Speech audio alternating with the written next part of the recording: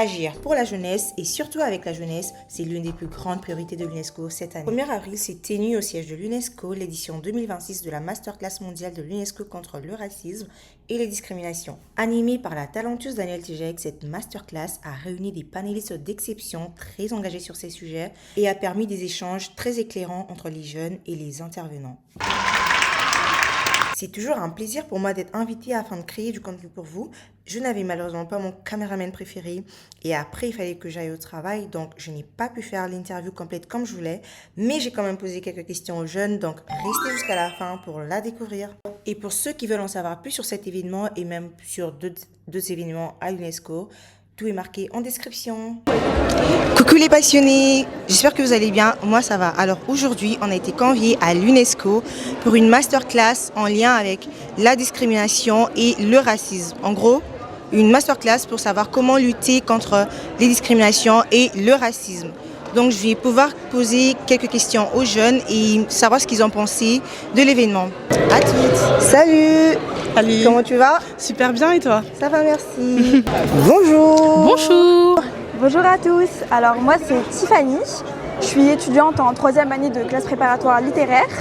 Et quelle école actuellement? Ok, alors actuellement je suis en Bac+3, je suis en classe préparatoire, j'ai QB et donc je prépare le concours de l'ENS. Donc c'est des études un peu littéraires, mais j'aimerais ensuite me reconvertir pour aller vers un master un peu plus orienté politique, diplomatie. Voilà. D'accord.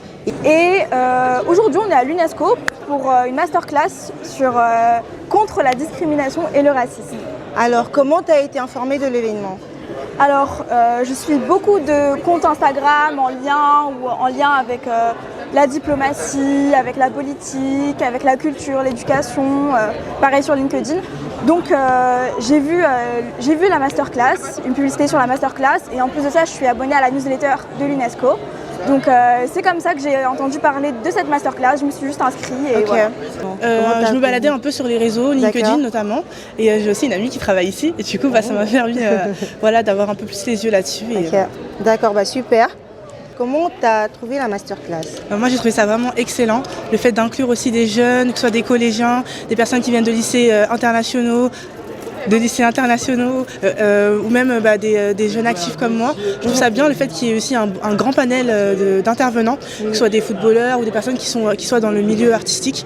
J'ai trouvé que, en fait, étant donné que la discrimination et le racisme, l'antisémitisme et l'islamophobie sont présents dans tous les domaines de notre société, que ce soit le sport, les arts, le scolaire, je trouve ça bien qu'on ait pu assister à ces différentes interventions.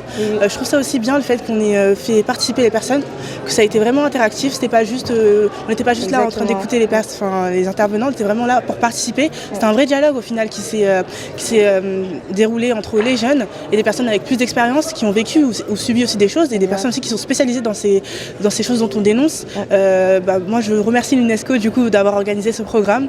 Je remercie aussi tous les professeurs qui sont venus accompagner de leurs élèves parce qu'ils ont ce rôle-là aussi. Aujourd'hui on parle beaucoup des salaires des enseignants et du fait qu'ils soient parfois négligés dans la société, mais justement, c'est les principaux acteurs de notre société et je remercie tout le monde. Alors la masterclass, elle a été très enrichissante parce qu'on a pu découvrir la structure même du racisme et de la discrimination, le fait que ce soit vraiment quelque chose qui est structurel, que c'est très ancré dans la société et aussi comment lutter contre ça, notamment en s'interrogeant nous-mêmes sur nos propres préjugés parce que c'est quelque chose qui est très ancré depuis l'histoire. Donc il faut s'interroger sur nos préjugés pour ne pas reproduire les schémas.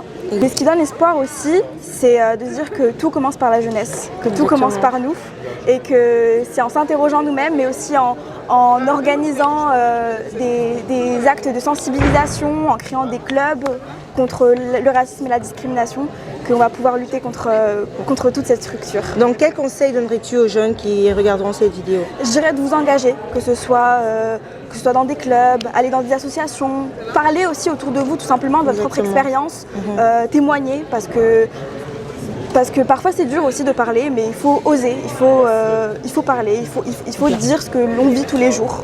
Et voilà. Ok, merci beaucoup. Merci.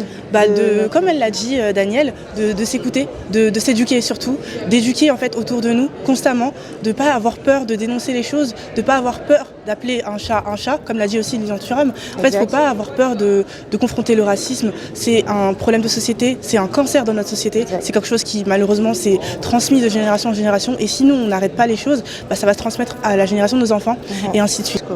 Alors, pour avoir un stage à l'UNESCO, honnêtement, c'est assez difficile parce qu'il faut donc candidater et être très patient. Je pense que l'objectif à atteindre quand on cherche un stage à l'UNESCO, c'est de discuter avec des ambassadeurs, des diplomates, des acteurs influents, donc en allant notamment à des événements comme ceux qui sont organisés à l'UNESCO, donc la masterclass contre la discrimination qu'on a eu aujourd'hui, pour pouvoir parler avec des acteurs et finalement s'ouvrir des portes. Exactement. Merci de nous avoir partagé tout ça. Je vous en prie.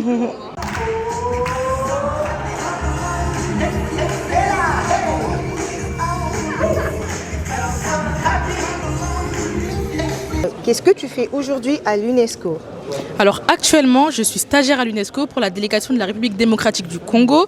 Et donc aujourd'hui, on organise la journée internationale de la francophonie où donc on va mettre en lumière et en valeur tous les pays francophones. Et ça se passe là tout de suite ou... Exactement, oui. Toute la journée, on va donc faire partager le patrimoine africain, faire partager les savoir-faire, les cultures, la gastronomie africaine. Et donc c'est un événement qui est vraiment ouvert, qui montre aussi une ouverture culturelle de l'Afrique. Ah mais super. Bon bonne journée. Merci beaucoup et bon courage à vous. Merci.